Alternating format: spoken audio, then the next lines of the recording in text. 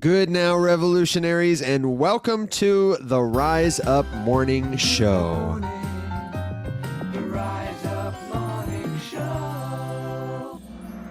Today is Wednesday, April 9th, and shout out to all our friends at Paris Blockchain Week. We hope that somewhere between the United States and China, you're finding peace. It's a rough day for a lot of people in crypto who are watching the charts as they continue to be red, but it's not a rough day here at the Rise Up Morning Show. We've got a great show planned for you today. We're going to take you through a little bit of news. We're inviting you to submit your questions because, of course, as Wednesday, it is Web3 101 Wednesday. So we want to walk you through some basic stuff. If you've got a question that you're ashamed to ask somewhere else that seems too simple or a little silly, don't fret, don't sweat. No such thing as a stupid question here. We'd love to help you. Drop it in the comments below. And get ready because in just a little while, we have got a fantastic guest joining the show. It's Bread, 0x Bread Guy from MegaETH. We're going to get his take on the news of the day and do that thing that Alex is always saying we should be doing when the markets get red or boring, which is to learn, to stick it out. And what better way to do that than with people who are actually, literally building the future. We're bringing him here so you can talk to him, ask him some questions. And Alex, I know you're really excited about this one, yeah?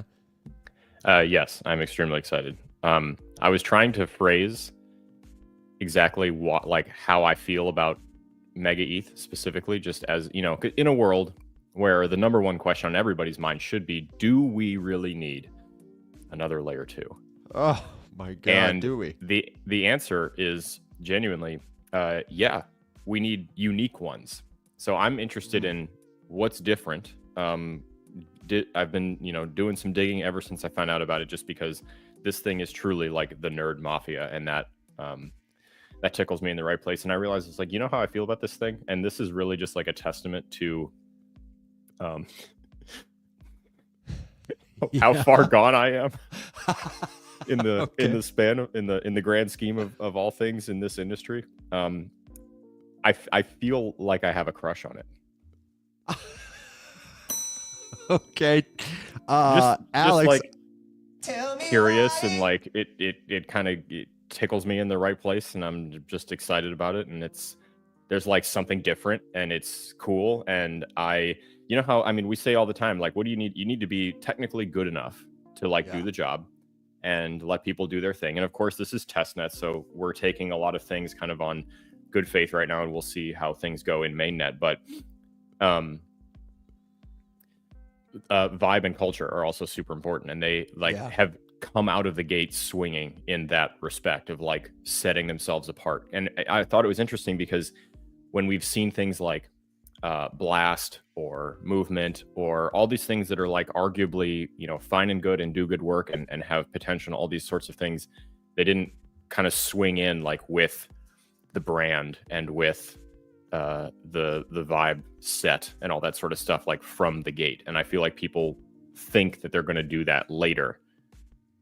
And I don't know, I'm excited. I'm excited too. I'm really looking forward to it. I see Mike is in the audience. I hope we get some of our other technically minded friends here to ask the tough questions because, spoiler alert, it's going to be us trying in the meantime.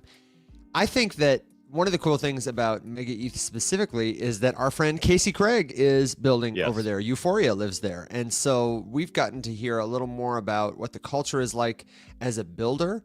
And it sounds like she's just had a really positive, welcoming experience. She lovingly refers to the other founders that they've connected her with as the MegaETH Mafia, which does in fact sound really cool, like the nerd mafia, Well, that is their technical, I think, because they have that like soulbound NFT collection thing that's kind of affiliated with it. It's like the Bunny Mafia. So mafia vibes are all over oh yeah. Wow. Okay, cool.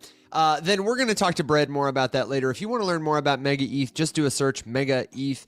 I might get into some commentary about that later. For the first time I heard about it was on a Chopping Block episode where they had Brother Bing, the founder, on, and I was like, they were all kind of like, MegaETH. Mm-hmm. Why that? Why then? kind of a memey name. But first, really quick, just for people who are curious about what has been happening if they haven't, in fact, looked because they couldn't stomach the charts. First of all, I get it. Second of all, we got some quick news for you. Rapid fire crypto news. Who was that smoky, sultry news anchor in that clip?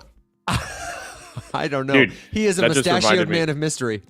Every time we do the morning show jingle, I always like you get in like the little whimsical, like goofy kind of little vibe of the jingle, and then it ends with this just gong. It's just Yeah. And I took the gong effect off my soundboard because the only time I would play it was rarely. So I'm glad that we have it in the jingle. You know, I'm glad we have rapid fire. Some Amen. mustachioed man of mystery swinging in and out to bring us the news. Maybe one day we'll reveal his true identity. Okay, so here's what's going on. Just very quickly, is Bitcoin fell below 75,000 during our night, Asia's morning. The NASDAQ, the S&P, Dow futures, they're all at about a 2% loss pre-market. It's kind of coming back up. It's been lower. The U.S. has raised its tariffs on China, the world's second largest economy, to 104%. And China's state council released a white paper on the tensions. It said, hey, we're willing to talk to you guys. They didn't mention that they were going to put any kind of taxes on U.S. imports in retaliation. But then the Minister of Finance was like, nah, bro, we're raising this 50%. Tariffs are 84% now. And that is more or less what had sent Bitcoin, which had rallied from 75 to 77, back down closer to 75. So we're on sort of an optimistic life support here, waiting for what the Fed's going to do. China has said it won't be bullied by the U.S. The U.S. will need to show respect and equality if it wants to resolve the problem, and the country has offered to take measures to safeguard its rights. So that's what's going on there. Nothing new. Different economists have different takes. Some people like Nouriel Roubini say markets are too optimistic in hoping for a Fed easing. Some say central bank support will come only after President Trump tempers his rhetoric. We have to wait and see. In the broader crypto market, a couple of interesting headlines. Blockscale, a launch pad to onboard projects and community-driven token introductions to the XRP ledger, made some big waves. They have a seed sale going for their native token with over 35% of the allocation already claimed. And this following Ripple's acquisition of crypto-friendly prime broker Hidden Road for $1.25 billion. Where's my cha-ching? I'm missing it. That's the largest acquisition ever by a crypto company. Finally, fun news. The Trump token associated with President Donald Trump traded at record lows near $7.50 in the wake of selling by whales. It's down 90% from its record high, with a $360 million unlock coming later this month, representing about 20% of the supply. So watch out for that if you're holding the Trump token. And can the dev do something? I guess he's occupied right now. I don't know what could be going on. But today and tonight, the Senate is ending the confirmation debate and will possibly confirm incoming SEC chair Paul Atkins. That would be cool. April 11th, the Crypto Task Force is having its second roundtable on tailoring regulation for crypto trading in Washington. And I mentioned that because the first one is about 4 hours long, was riveting. It was fantastic. It's the most interesting thing I've seen on Capitol Hill in a long time. And I would highly recommend you do a Google search, find a live stream, or watch the recording afterward, because it is exactly the kind of crypto policy conversation you want to see people with power having. I have no doubt that this one will be excellent too. And if you miss it, we'll talk about it on the show. And today we are will-less. They say where there is a will, there is a way. And so we will regain our way. Tomorrow, we'll be back to help us make numbers of CPI, make sense of CPI, unemployment numbers, and so on and so forth. But today you just get sound effects and dolphins in the chat. So that's what we've got for news today. Alex, anything jump out at you as worth commenting on, or do we have any questions in the comments following? Yeah, that? I think I'm with you. I'm pretty tariffed out. I'm newsed out. You know, nothing. The update that you can kind of like put in place and sit on until something notable changes. I'm inclined to agree with Katie that the Fed alone can't fix this, not when you have so much manufactured manipulation. And I don't know what the word that I want is. Like I'm trying to come up with a word that describes this particular methodology, but it's really hard to say that it's rooted from a place of wanting negotiation, because Europe and China have both indicated a willingness, and we're like, no. And now here we are, like continuing. So it's like it's like arguing with a toddler who's embarrassed, and that should make everybody a little bit nervous. So the question that I get, all the time, as Evan, I'm sure you do as well, is, okay, well, bottom wise, like, should I be loading up right now? Should I be buying right now? And I'm more of, in an average mindset, as we continue to see inspiring strength in something like Bitcoin amidst all of this tumult and chaos, kind of this like people wrestling and grappling with the thought, like, maybe is this thing supposed to actually be a hedge against bullshit like this? Opt out with this asset. Hint, hint. That's the idea. I just think we have more pain ahead, because this is not ending. It's going to continue to get worse. Like, we are not dealing with people who are interested in talking in good faith, and you've got surprised countries that are, backs against the wall, and people have got to lay it on the table and see whose is longer, I guess. And I just love that our economy is the thing that's going to be determining how upset those guys are with what's on the table. Is the measuring stick. What a beautiful that's picture. The world that we live in. Thank you. Yeah, you're welcome for that. Yeah, I really needed that as I sip my coffee this morning. Hey, you know what? I'm here for you to just put wonderful morning imagery in your head. But no, I'm over it. So I would rather just think, that's one of the reasons I'm excited to talk to Brett today, or even just to talk about new projects in general, because really, like, what I want to be doing when markets are eviscerated, or continuing to bleed like this, is be looking for things that make the most sense, to be taking some speculative little bets on. I mean, that's the best part about bear markets, is like finding people who are immune to the pain and the suffering of cratering token prices, just couldn't give less of a shit, and are just out here pushing.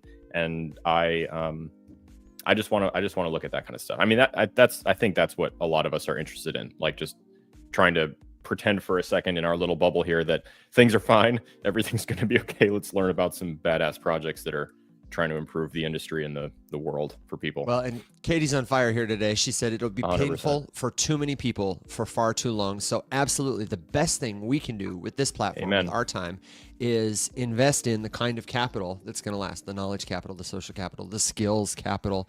There is nothing better to do. If you are here to speculate on crypto, you want to buy something in the hope that it will go up in price, than to plug in to the culture, to get to know what people are building here that everybody's going to be using tomorrow.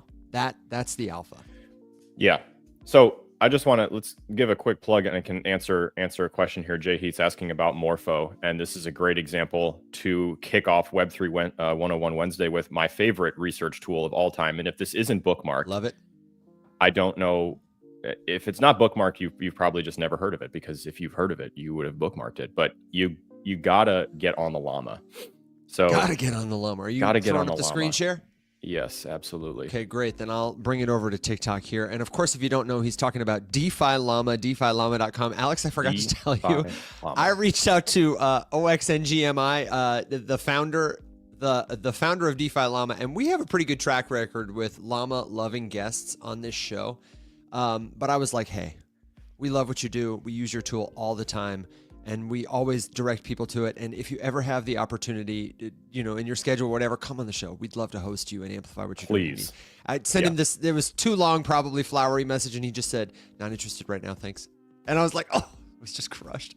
But God, I did say, I was like, listen, man, I won't take it personally, and we'll keep using your tool, because it's pretty much the best. I am a big fan of this. It's not pretty much the best. And honestly, DeFiLlama is the one that I would say this show is not sponsored by DeFiLlama, and it won't be, because DeFiLlama does not charge for their services. And if you find value in what they do, you can donate. They have a link on their website to contribute if you find value in it, but they don't charge users for any of the things that they do. The only way they make money, they have a pretty lengthy list of affiliate links for different services and goods around the Web3 space. And if you feel so inclined and you want to use any of them, you can. That supports DeFiLlama. And then, of course, you can make a donation. They, again, as you just heard, they're not interested in coming on, but it doesn't matter. I use DeFiLlama every single day. I've gotten a lot of value from it, and I have made small donations when I'm able to. So, yeah, okay, no sweat. Really quick. So the question was about Morpho, and whenever you have an interest in any project that is theoretically supposed to be a business of some sort, we need to ask ourselves a couple questions about the valuation. So I'll just pull up the page on it. So the easiest way to get to something like Morpho is just to probably look at its home chain. Wow. And brilliant. There we go. We're looking at the Wayback Machine, I guess, just because it looks like DeFiLlama is experiencing a small outage. So let's just see if someone in the audience didn't donate. Damn it, guys. Didn't donate. The llama was like, not only are we not interested in coming on the show, we're actually going to pull the website down for maintenance during your broadcast, just to get you. Oh no. Okay, well, anyway, I just got rugged by the llama. I heard J Heat didn't donate. God damn it, J Heat. This is a gross misrepresentation of the facts. Okay, so tell us though, if it's not going to come up, that happens sometimes. Take me through the steps that we would have taken. You clicked for base. We opened up base. So as you would see here in the middle, where there's just this like loading icon, you would be seeing a graph of Base's TVL, which is an acronym that stands for Total Value Locked, which is a measure of all of the money currently living in one form or another on that network, in that ecosystem, through its various DeFi protocols. So that could be an amount in stable coins. It could be an amount in staked volume. It could be the amount in liquidity pools. All of this stuff and more contributes to TVL, Total Value Locked. Morpho contributes a significant amount to Base's TVL. And you could go look at Morpho's individual page, which if it was loading, I would show you it would look like this, except instead of saying Base up top, it would have Morpho, and underneath it, it would have its own stats and metrics. And one of those is fees and revenue. And Morpho is one of a small number of projects that, even despite being cratered and probably continuing to crater, they are making money. And that really says something. There are not a tremendous number of projects that are genuinely turning some kind of revenue. And one of the things we like to point out all the time is just the difference in methodologies for evaluating a company or a project inside of Web3 compared to the standard business world with, 3 to 5x earnings compared to crypto, where sometimes and oftentimes earnings not required, but always appreciated. So yeah, I would say that we need to see them, continue, and we'll see how it goes. But as of right now, it's impressive that they're still turning some revenue. So there's a few projects in that league. That's one of those that I have an eye on for sure. Alex, we actually had another really good question that I want to follow up with, because Web3 101 Wednesday, which is, I just got a Coinbase account, and how do I make sure it's secure? I didn't follow up to check if this person was talking about Coinbase or Coinbase Wallet, but let's assume they're talking about both. If you had a Coinbase account that you accessed with username and password, Alex, what are some of the things you would do to make sure that that account was secure? It's a big question. There's a lot, just to be totally honest with you, there's a lot that goes into online security. The first thing that I would say has absolutely nothing to do with crypto or Web3, but just you existing as a human being that stores some of your information on something connected to the internet. You have to practice, I would call it OPSEC, just good personal security. So like, for example, and I might be a little bit on the paranoid side, but I have 2 laptops. One of them never leaves my house. Things don't get plugged into it. It is used to store, keys, important information, anything that I would not want to get out. It doesn't connect to the same network. It has its own set of whatever, I'm a little paranoid with it. I don't put stuff like that on my phone just because if I lose it or misplace it, whatever, I don't need a 4-digit PIN code being the only thing that separates somebody from all that sort of stuff. So first and foremost, I would say try to at least be cognizant of the fact that most of us have pretty bad online security. And then beyond that, and I don't know, Evan, if you have a checklist, I just sort of make sure that I'm, hyper vigilant with who and what I'm connecting my wallet to. I make sure that I don't carry significant balances in wallets that I am frequently connecting to different things. We like to use the term social wallet and holding wallet. So like I'll have a wallet that is meant to store and custody, keys to crypto for a long term. And then I'll keep a little bit of like walking around gas money in another one. And that's the one that would get connected to stuff to learn, experiment, mess around, mint this, buy this, do this, whatever. The follow-up question, to keep them separate. The follow-up question was, do I need a Coinbase wallet? And the answer is, if you're just looking to buy and sell cryptocurrencies, maybe, buy low, sell high, that kind of thing, you're just starting to learn, then no, you don't need one, but everyone should learn self-custody. This is the concept of truly owning the information that represents what matters to you online, like your money in this case. And Coinbase, the exchange where you have a username and password, that is a custodial account. It means they have a private key that you have privileges to access, which holds your crypto. You just have an account with them. Kind of like if you buy a stock. It is the right to own that thing, but it comes with a lot of terms and conditions. If you want to truly own your crypto, you need a self-custody wallet where you get a private key, a seed phrase. And Alex and I both have a lot of different videos on this. It's not difficult. If you signed up for a Coinbase account, if you use the internet to access this live stream today, you can do it. It's a new skill set, and it's one you should learn because one of the many benefits of crypto is owning the information that represents what matters to you. Coinbase Wallet works well with Coinbase, so I recommend Coinbase users start their self-custody journey with Coinbase Wallet. And then you can move on to explore cold storage. And as I say, one step at a time. We've got lots of videos about this kind of stuff. If you want to start on my profile, I recommend the Learn to Use Crypto playlist. Alex has got a bunch of crypto in 60-second tutorials. And really, the secret alpha is the Rise Up Discord server. It's discord.gg/riseup. And you can find so much more at theriseupmorningshow.com. It's a whole community of people. They've all dealt with these same questions. All that's missing, my friend, is you. So thank you very much for the question. Just as we bring Brett up here. Don't rain on my segue, man. No, really quick. I just wanted to say one of the questions that came up was just about the Coinbase wallet specifically. I have one, but I don't have a seed phrase for it, which seems odd. Hi, Mom. So that one in particular, when you set it up, I at least in my experience in setting that wallet up, and I only have the one, I don't really use it that much, is when you set it up, it's set up through your Coinbase account. So it's like it's got your email ingrained in there. They are passkey encoded, so you might not have been given a regular seed phrase for Coinbase or for Coinbase Wallet. For the wallet. Yeah. And so that could be the case. Sometimes with some of the newer ones, like as you go to set these things up, it's not quite the same. Like every wallet setup is a little bit different. Not to say that, one is necessarily better than the other. There's pros and cons to all of those. No, but you can find your private key and your seed phrase in the settings menu if you want to. Yeah. It's weird. They've got the wallet, the smart wallet, Coinbase. It's, would it kill you guys to name your products differently? Honestly. Sorry, Coinbase. Gotta go them. Okay. Anyway.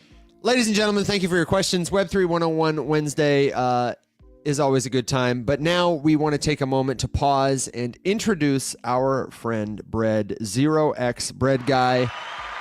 Welcome to the show. Thank you so much for making time to join us. And for all our friends on TikTok, he's in the audience in the chat. But if you want to see his lovely face, then head on over to YouTube, Twitter, Facebook, or LinkedIn. You can get the links at theriseupmorningshow.com. Bread, brother, how are you today?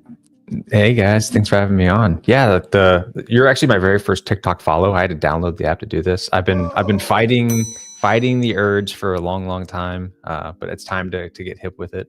So I'm in there, but it's throwing an error every time I try to join. I'm in there. It's whenever I click join, it just says sorry. So I don't know what's going on. I am sorry. Very new accounts they make you wait a little while before you get live access. And usually, even though there's like a follower requirement to host a live stream yourself, if you want to join a live stream in the future, you should be able to do it audio only now that you're like on and alive and that kind of thing. Don't fret. We'll get you back another time, and you'll be big on TikTok before you know it. Love it. Yeah, and I'll unfollow the scam Evans that have like already pounced on me. I accidentally did. I was like, oh, I thought I already followed him. No, I'm so sorry about that. Yeah, it's brutal, dude. It's one of the worst platforms for impersonators. And the most annoying part about dealing with it is that I can conceptualize like 15 different ways that TikTok could put a massive dent in how many of those things exist. And there's literally negative interest in stopping the problem for some reason. And it boggles my mind. But I guess it's no different than crypto, right? Crypto sees active addresses as users, and then you can pitch that. And so bingo. Same shit, right? It's all civils. Yeah, but if you want to grow your following really fast, just come hang out on crypto TikTok with us, and we will pick any stream and say, I need help with my finances, and you'll get those. Can someone help me with my seed phrase? MetaMask. Yeah, MetaMask. Support. So Brad, your first time on the show, and we're so glad to have you. So we'd love to know who you are, what you do, and also I am personally just very curious, how did you get the username Bread? 0x Bread Guy. What's the story behind that?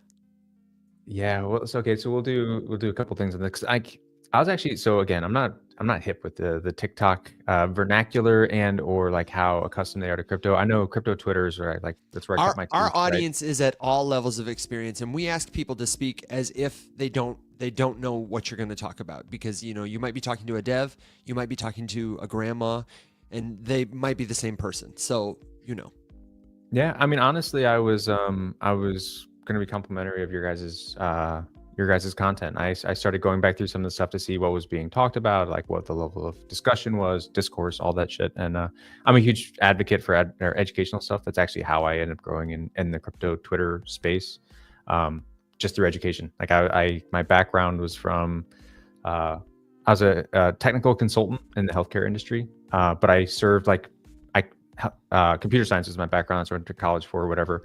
But my actual career was I sat basically between C-suites and then the actual devs building this backend database shit. And I had to just for 10 years, I just sat there and constantly talked about technical shit to non-technical people, whether it's clinicians or whatever. So I've been in crypto since 2017, and throughout that time, I've just kind of been nerd pilled on the actual technical stuff, and then talking to the people who aren't technical, drawing pictures, doing whatever. I'm a big visuals guy. So trying to really educate people on hey, if you want to be involved in this discussion, this is what these guys are talking about. These are what the implications are. This is the cool stuff about it. And then did that on my own since 2017. And just this last year joined MegaETH, the L2. So been pushing that recently. And to answer your question, Bread comes from my literal name is Brett with a T, but no one enunciated it when I was a kid. So when I had to pick a pseudonym, I was like, Brett. That's my thing. I absolutely love it. I also heard that before you were doing stuff at MegaETH, you were building custom bots and API integrations for people. What's that like? And what kind of things did you get to build? Or am I off? Am I wrong? No, you're close, right? So everyone's journey in crypto is that you see the tech, you get a little nerd pilled, you buy the up only candles, the candles eventually go down, and then you have a big bag of worthless coins. I told myself in 2017 when I bought my coins that I was 5-year play. I don't truly understand this stuff, but I see the vision. I was pilled on the use it for supply chains, all the stuff that we were all in on back then.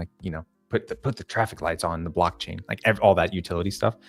When I came back heavily, I just bought it and went away. When I came back heavily in 2021, being from a technical industry, I had a lot of technical friends that weren't really on the social side of crypto. So I had a good pulse of what the market was looking for. I didn't have the extreme technical chops that my friends did, who didn't have the social side of stuff. So I ended up working with them to just basically develop in a low competitive environment. It was on this chain that I had a bag from, VeChain, if you guys are we're hip to VeChain. A blast from the past. Yeah. I was my team, it was me and a couple of my dev friends. We were the smart contract devs on that chain for probably 2 years. We created a NFT launchpad, marketplace, custom dev shop for anyone who because a lot of people wanted to create stuff around NFTs but didn't have the technical chops to actually implement logic around games and whatever else. So we were writing the games and just like giving it to these teams and like letting them do their stuff and trying to like be big fish in a small pond.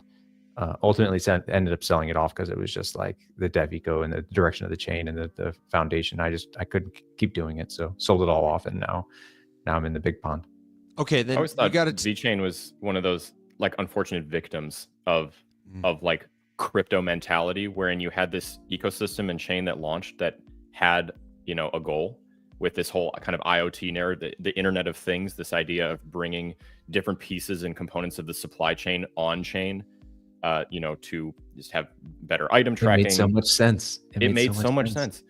And they crushed it. Like they were being used and picked up by clients here and there that fit into that narrative. And it, like, by all accounts, things were going great, but they couldn't keep up with this like rabid sensationalism of crypto growth at that time. And so by crypto standards, they were failing miserably, which was so sad to watch because it was one of the few ecosystems that genuinely did well. And I think then to your point there, they probably just tried to grab, you know, put their too many irons in too many different fires that they really should not have been involved in. And it just spread things too thin. And then they became a dino coin and the hype all left. And it just makes me sad because it was like a cool project and company that was a victim of sensationalism. Yeah, they're still trying. It's just like to not do. And for anyone in the crowd who doesn't understand what we're talking about, like the entire concept was just that, like, okay, a lot of these supply chains are disparate, right? They're disconnected. You can't track these things all throughout the life of a journey. Like, but if you can make that stuff publicly available, right? So like the person who farmed the salmon in Norway, if they put that information on a public database, right, a blockchain, so that anyone can see it throughout the supply chain, you could see that, like, maybe attach some IoT stuff that Alex was referring to. So like you're taking temperature checks, you're taking whatever throughout the journey of this thing, and all that stuff is publicly available.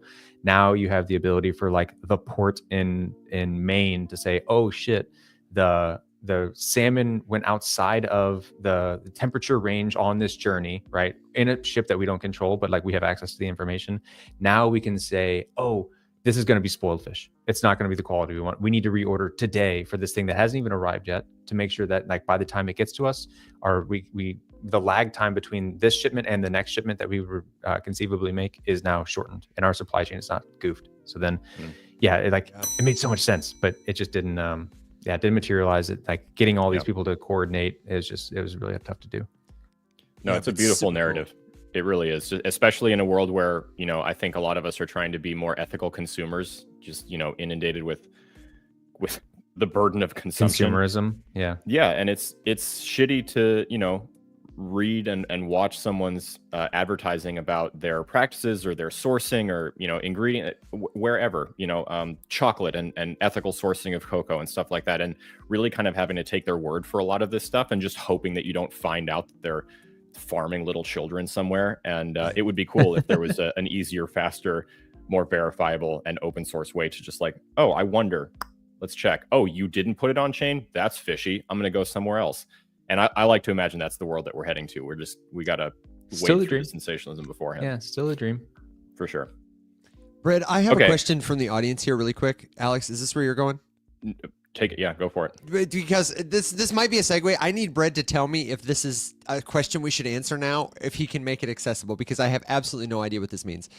Koofdev asks, I'm curious, how did you get avail pilled, Brad? Can you LE5? ?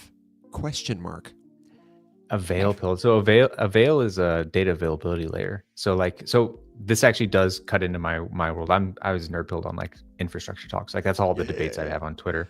So like what avail is like, do you guys understand L2s or like how L2s post down to L1, any of that stuff? All right, cool. But for the audience who might not, when we say L2, we're talking to layer 2 networks, cryptocurrency networks that sit on top of another network. The way a building in New York City gets access to New York's infrastructure and inherits the security of the neighborhood in New York where it lives, L2s inherit the qualities of L1s, but make them faster, cheaper. You can go from floor to floor instead of taking a taxi across the city to get your hair cut.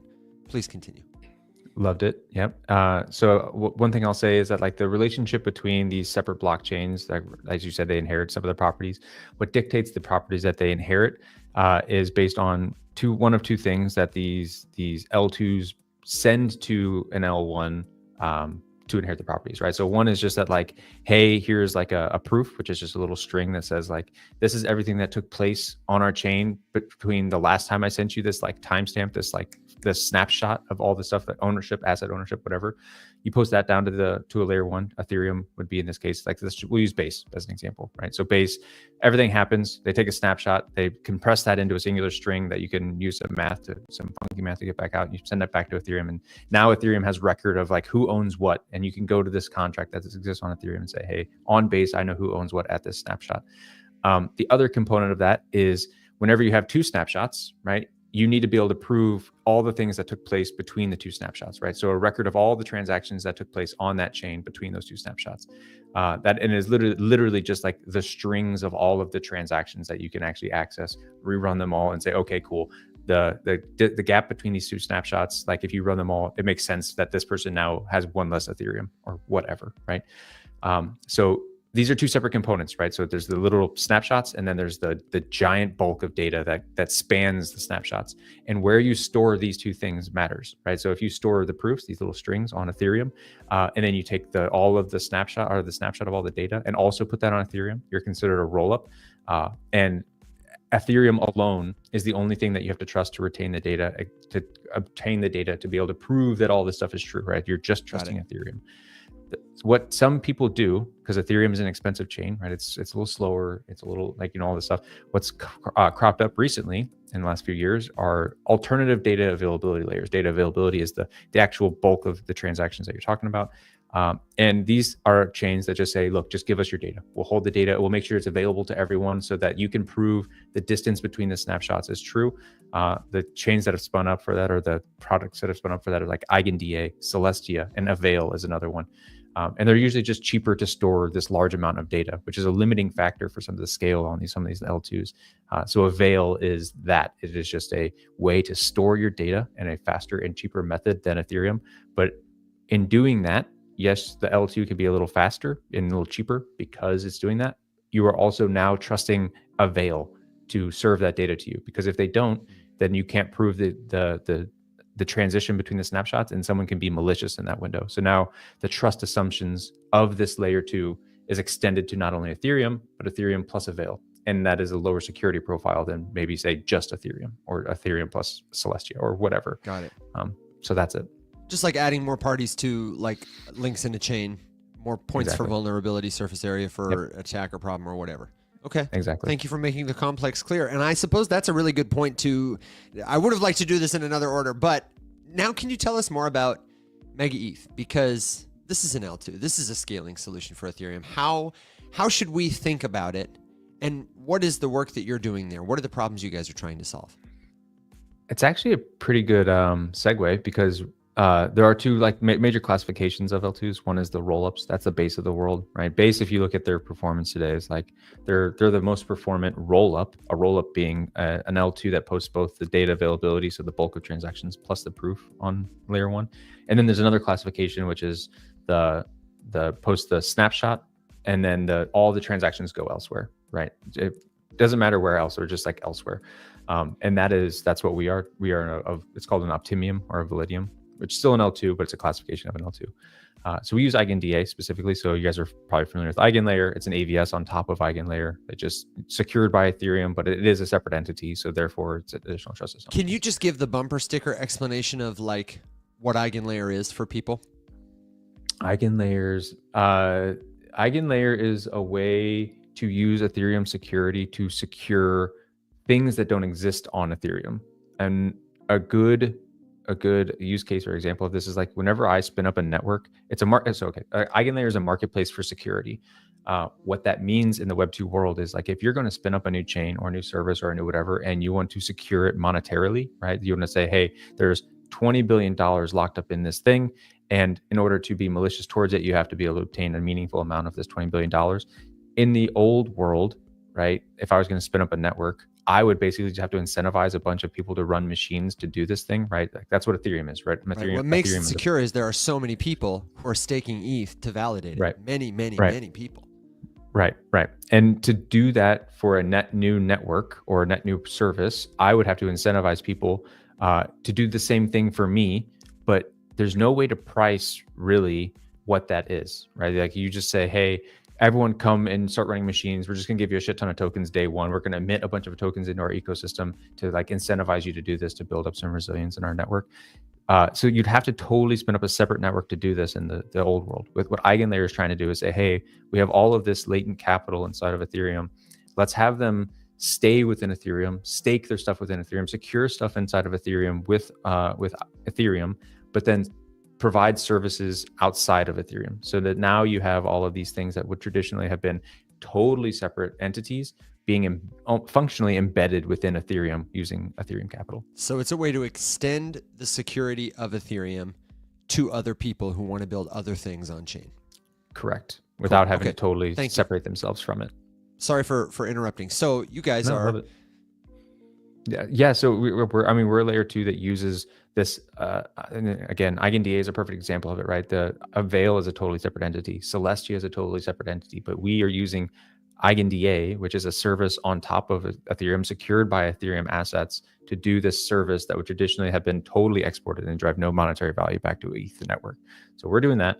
And honestly, just the tagline for the chain is to be the first real time. We are the only real time blockchain. And what that means in a TLDR fashion is just that we're an L2 that's really leaning into being an L2 and leveraging our specific technical stack, the unlocks that come from, if you're familiar with the structure of the sequencer, to basically make the chain instantaneous for applications, right? Like if you guys have ever interacted with blockchains, you have to deal with, or you have to contend with consensus, because it's a bunch of nodes. You submit a transaction, you create a block. It takes a while for the blocks to actually like be created. The reason it takes a while is because you need nodes to agree on what the fuck is true, right? You need everyone to say, okay, this is what's right in the world. Let's propagate that out, and like that's what everyone can then reflect on their applications. You guys were looking at DeFiLlama earlier, right? Like DeFiLlama cannot pull in information from Ethereum until Ethereum has agreed on a block and then said like this thing is true. That's because of consensus. That like it takes a while for these things to agree on stuff. And what we're doing is saying like, okay, Ethereum's the best consensus layer there is. It's got the highest capital, the most nodes, like all this shit, right? So let's offload that. Let's avoid consensus entirely, and let's shrink the block time that like on Ethereum is 12 seconds. In some of these layer 2s, because they plan on decentralizing everything, they have to keep several seconds as their block time. We're shrinking it to infinitesimally small numbers. 10 milliseconds right now is our block time, basically instant.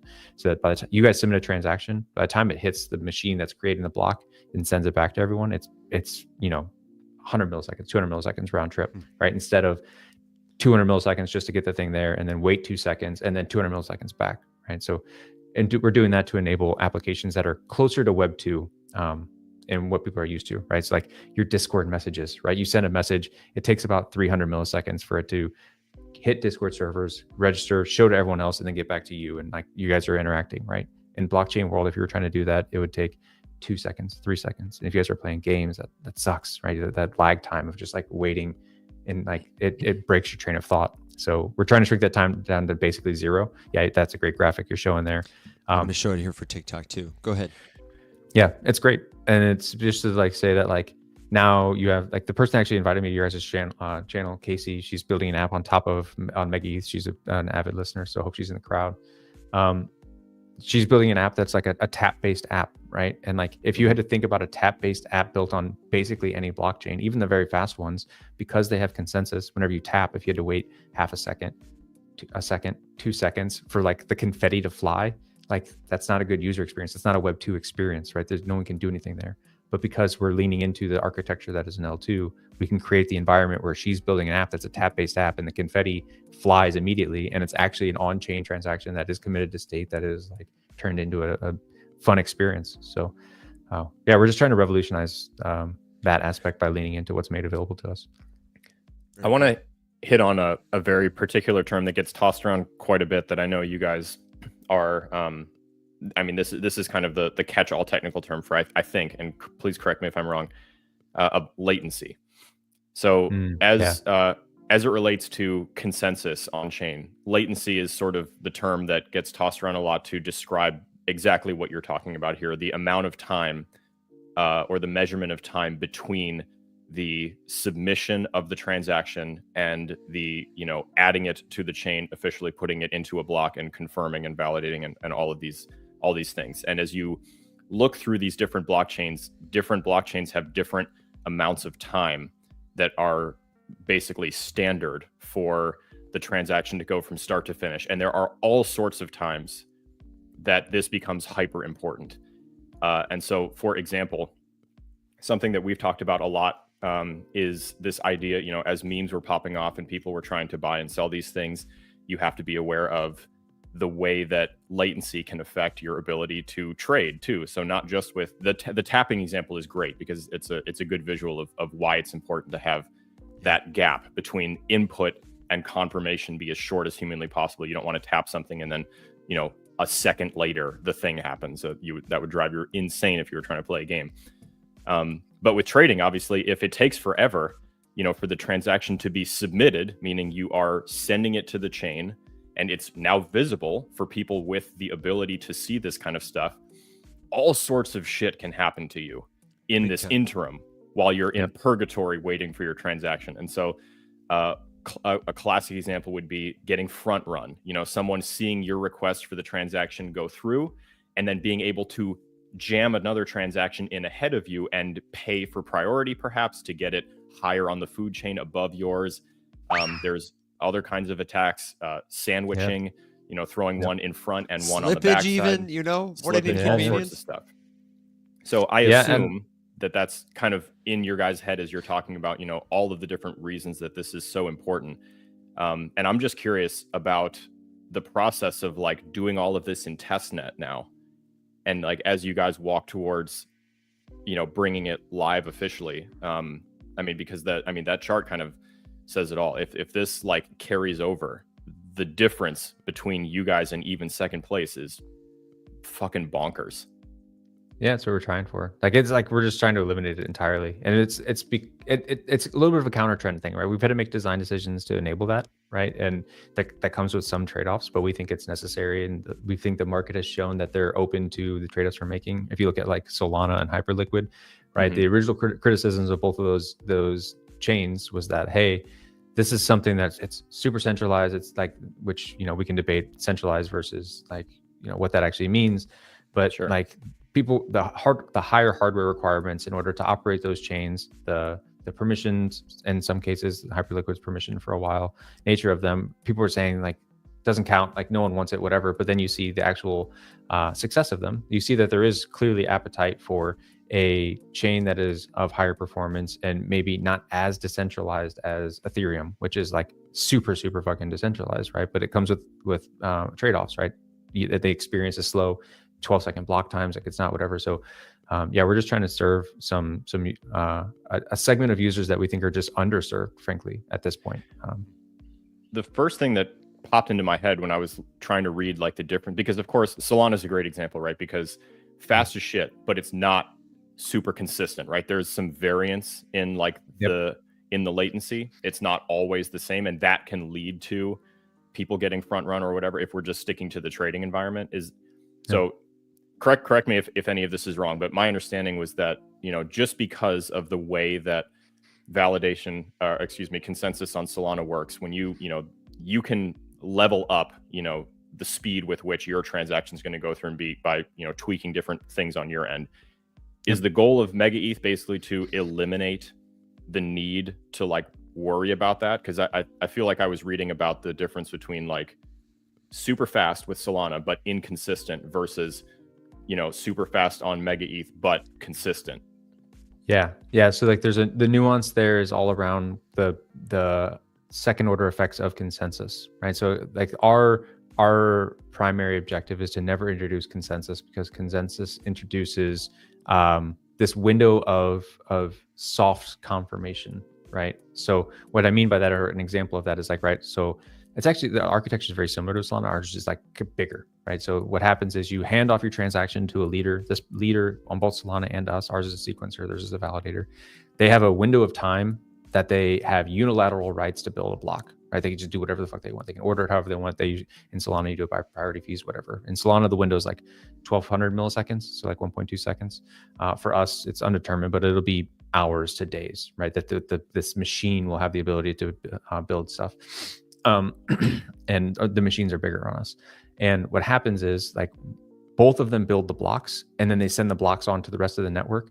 But the difference is with Solana having consensus, because it's a layer 1 that's mandatory, they hand it off to a bunch of other validators. And just because this person had the unilateral rights to build the thing does not mean it's a canonical thing instantly, right? It doesn't have finality instantly. There's a confirmation window. So it's like, yeah, okay, this thing's kind of out there. But like, if the other nodes say like, yeah, you know what, bro, like we don't think these things make sense.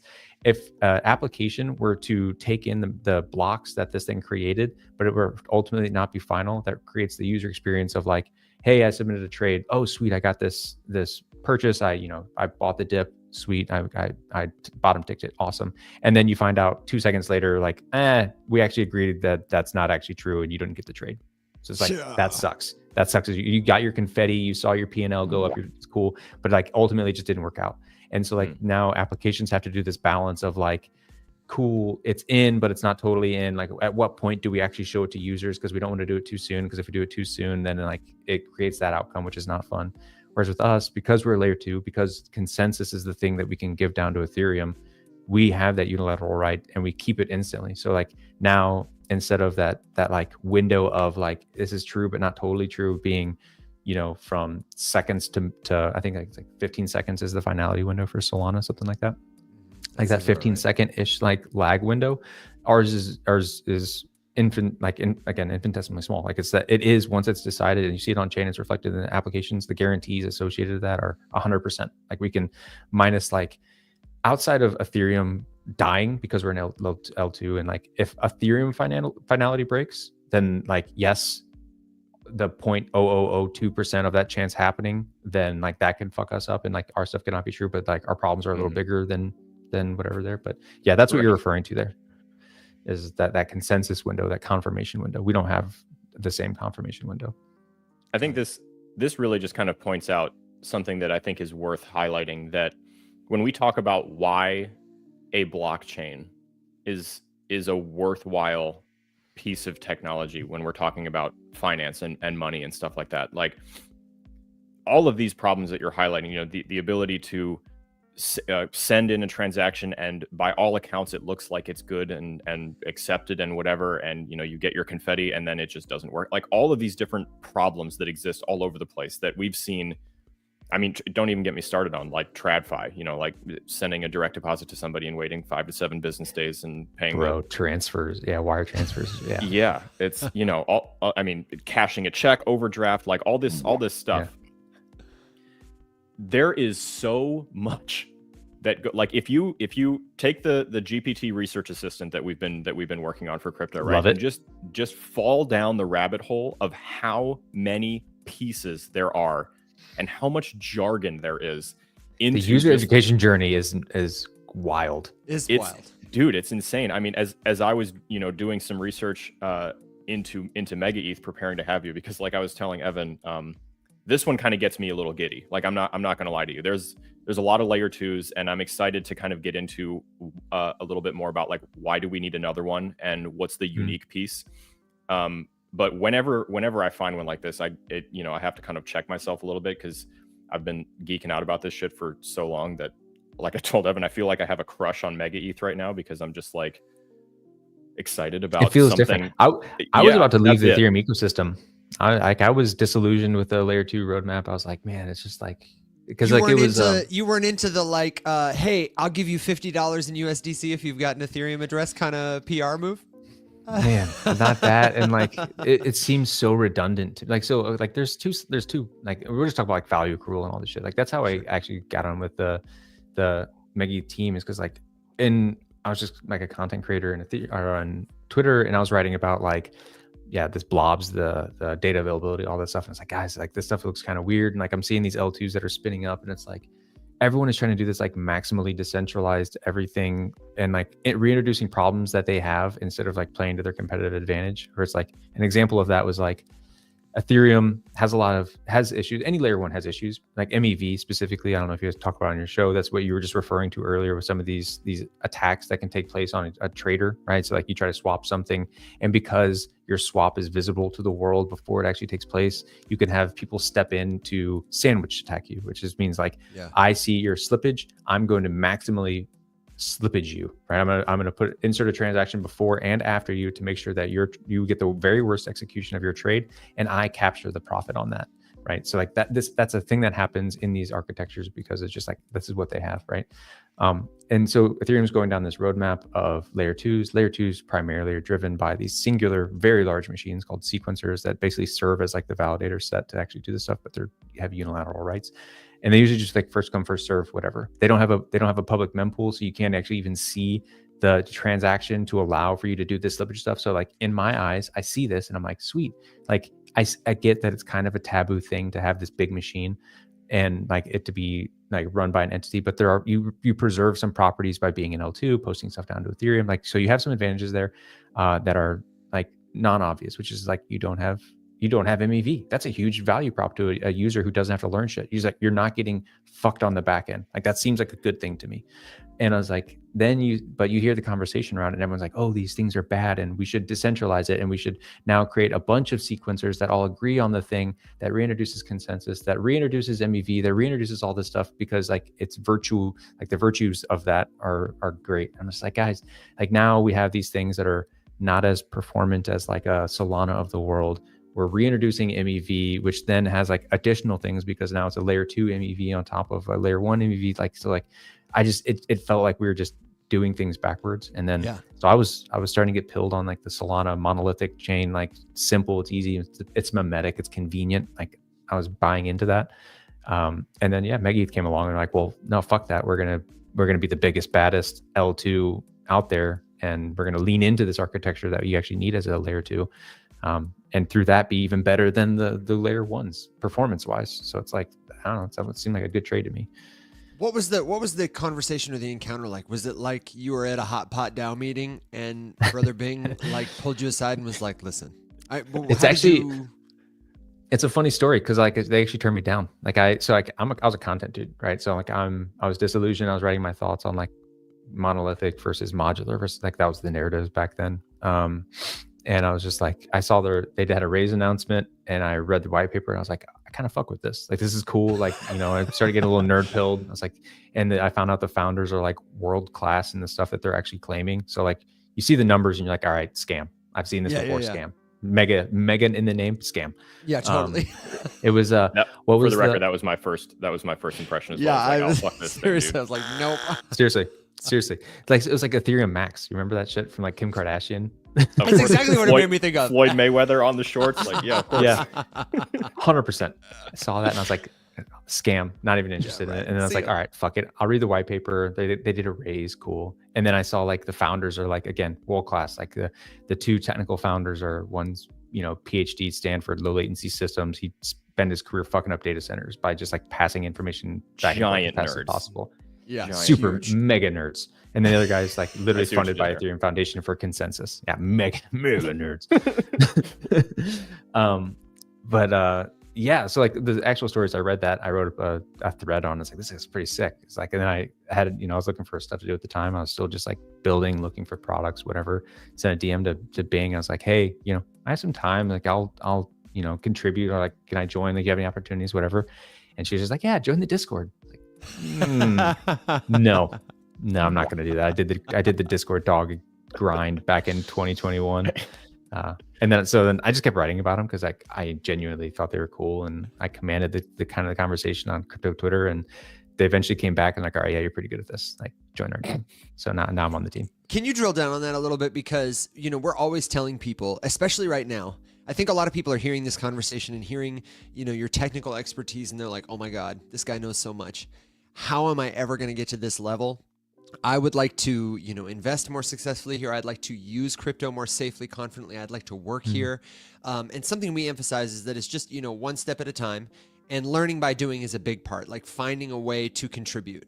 And especially for somebody who is not technical, you know, you talked about the Discord, right? You're like, I don't want to go there. Can you maybe give your best tips and tricks for like how to add value in a way that, you know, aligns with your natural strengths or gets noticed?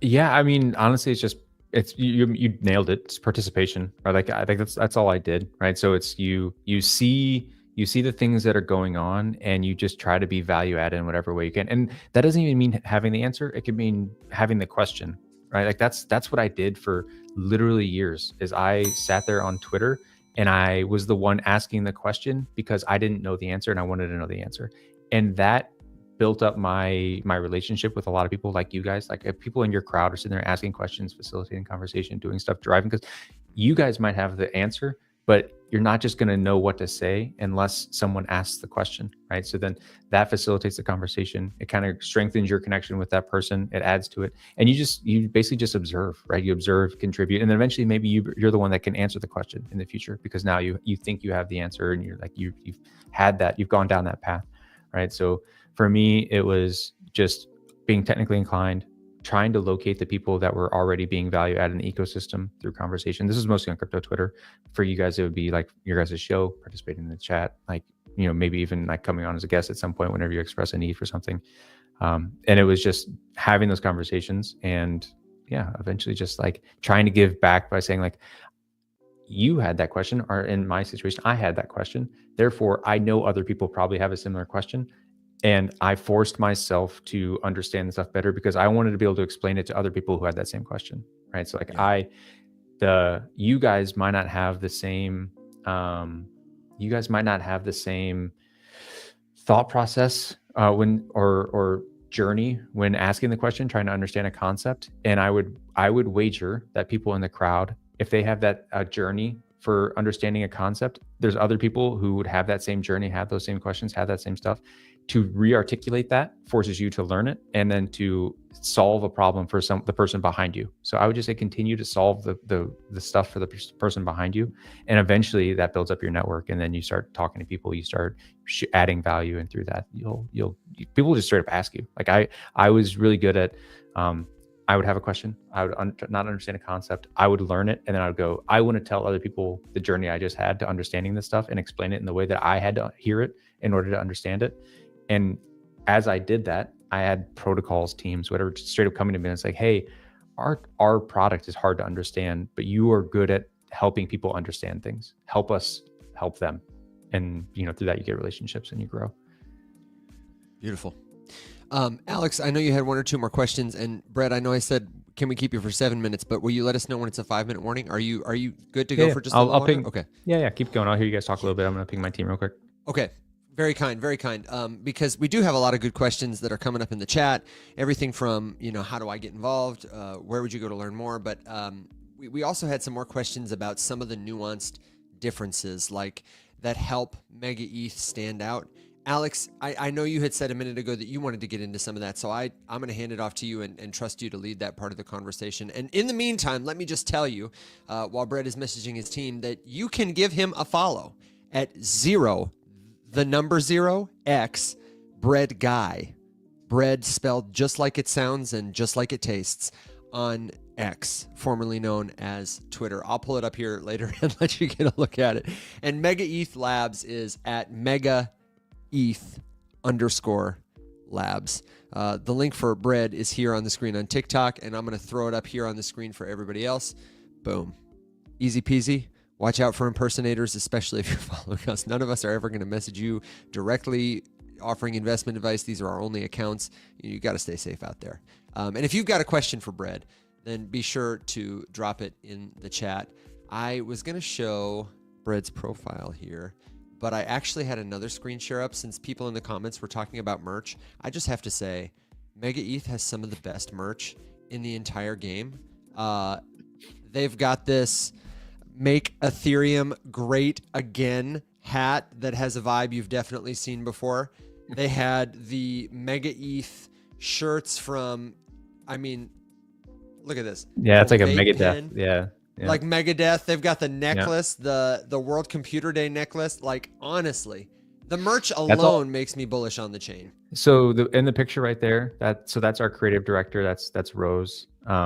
She's the mind behind all of it. She's actually a wife of one of our researchers, both like Harvard grads, but they're just like super sick. She's created all the stickers that you see on all the shirts there. She created all the hats. She's behind the type font of the MegaETH. She's just fully owning all of it. She's killer.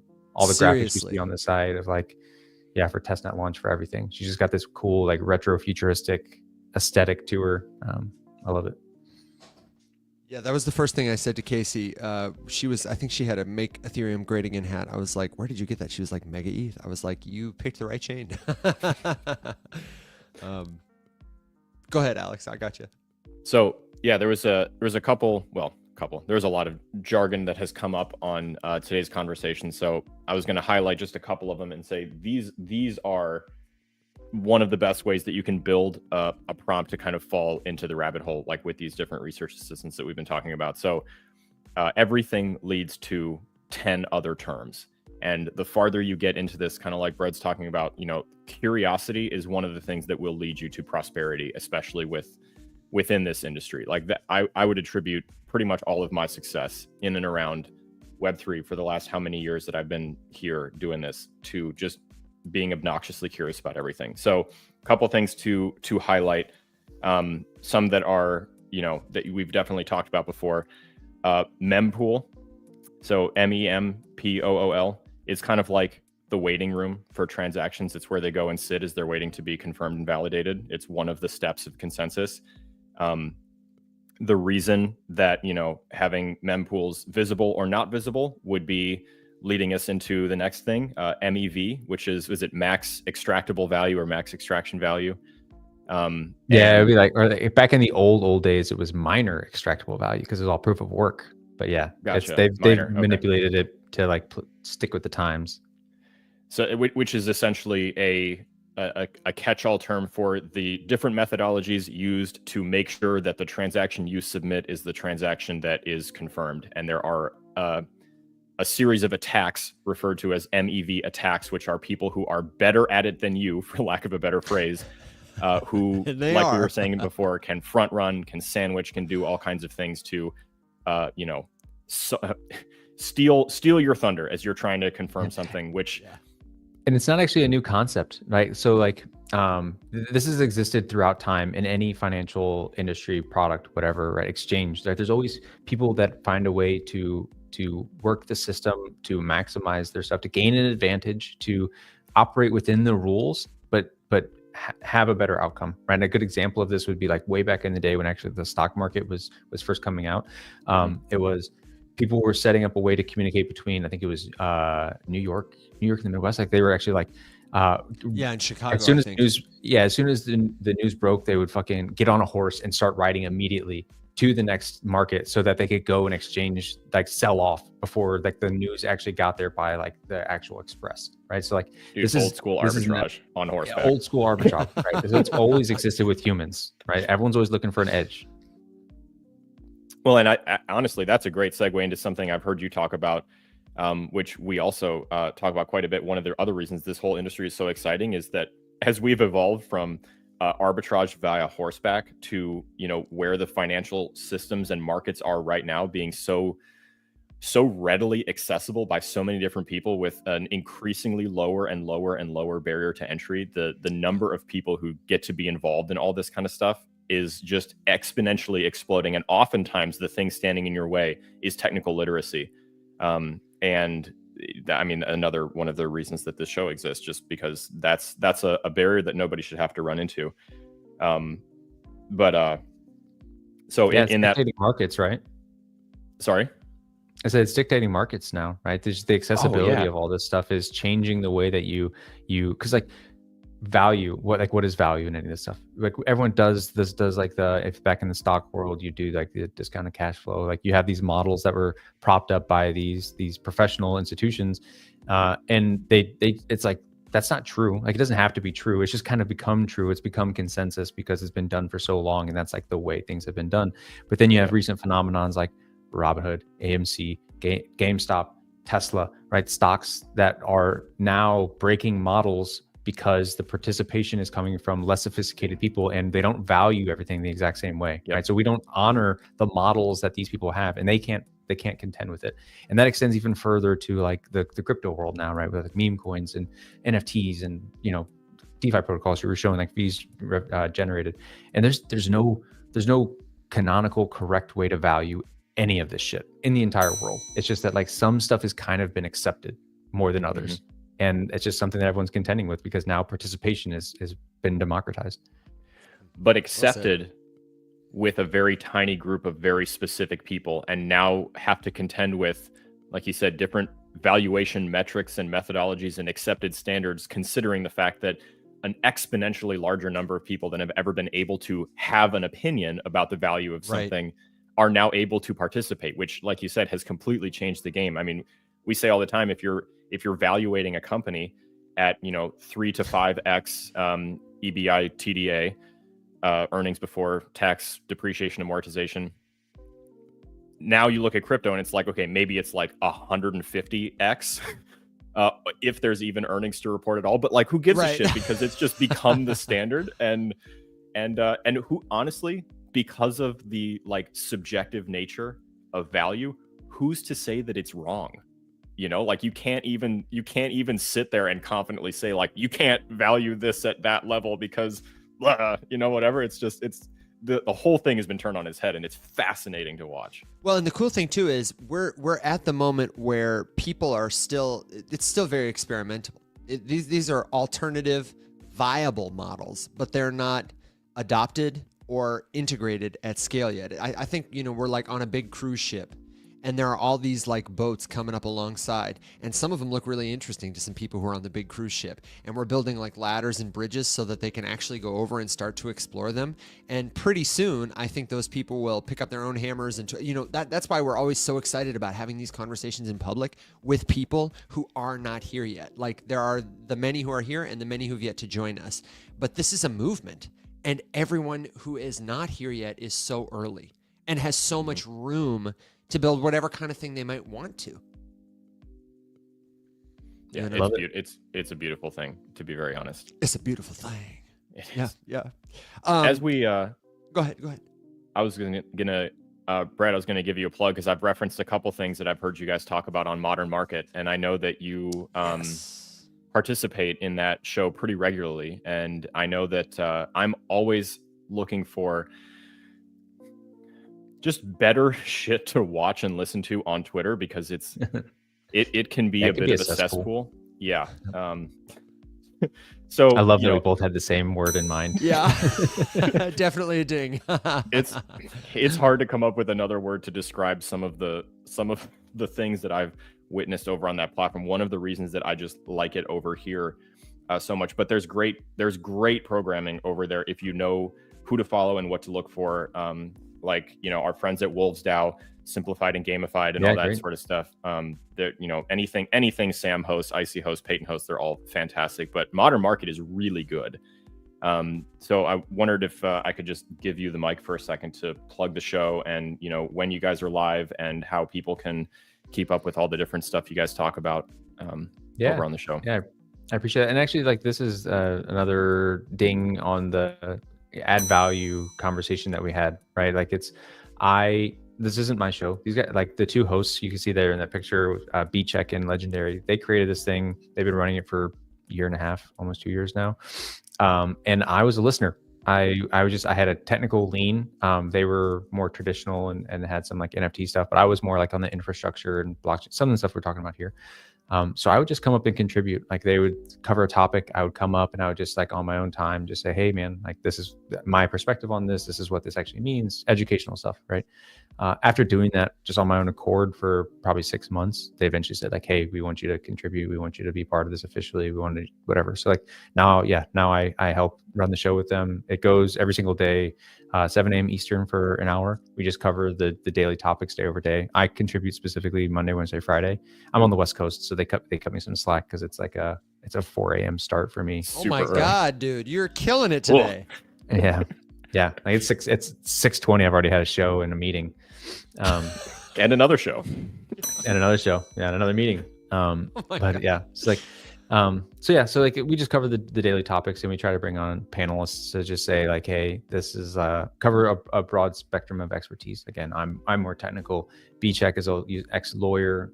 Legendary he's a consultant from the financial institution industry. So like we have a lot of broad perspectives, and we try to dive into the current narratives.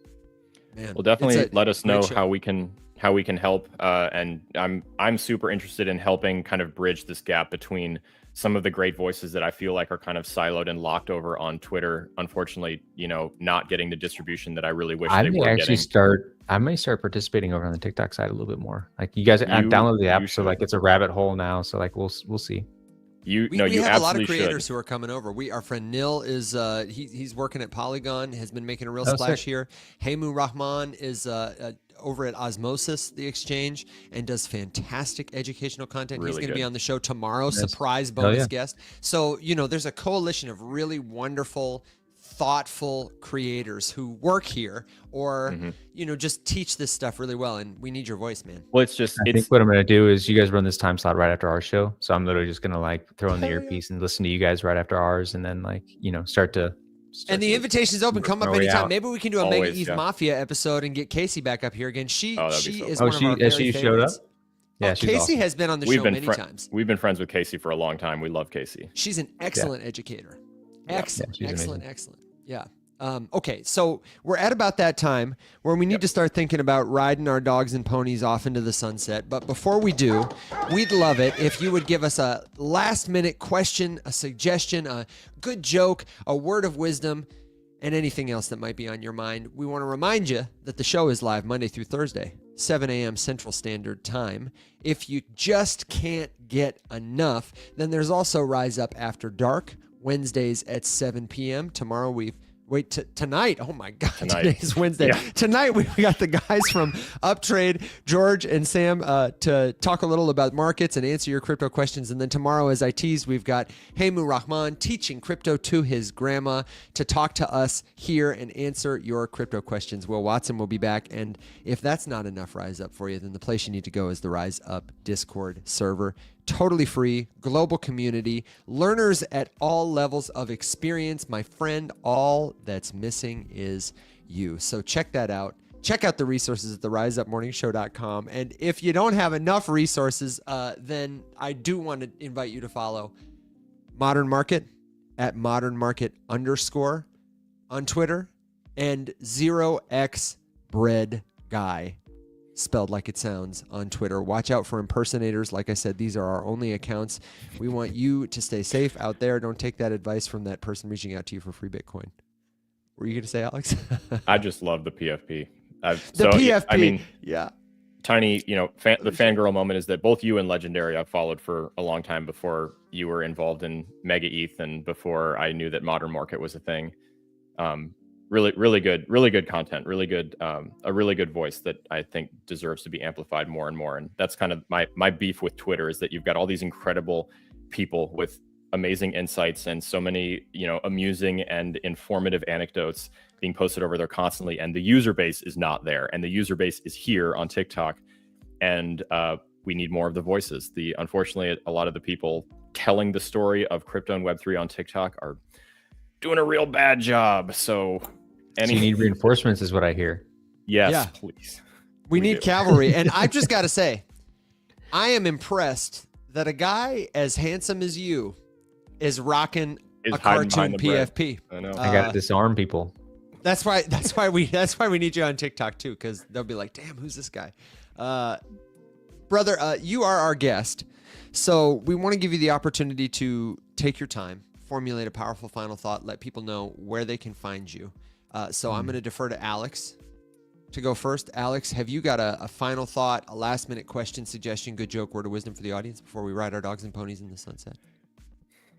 I'm excited for tonight. Brett, thank you so much for joining us. This was an episode I was really, really looking forward to. I'm stoked that we got to geek out about MegaETH with you a little bit.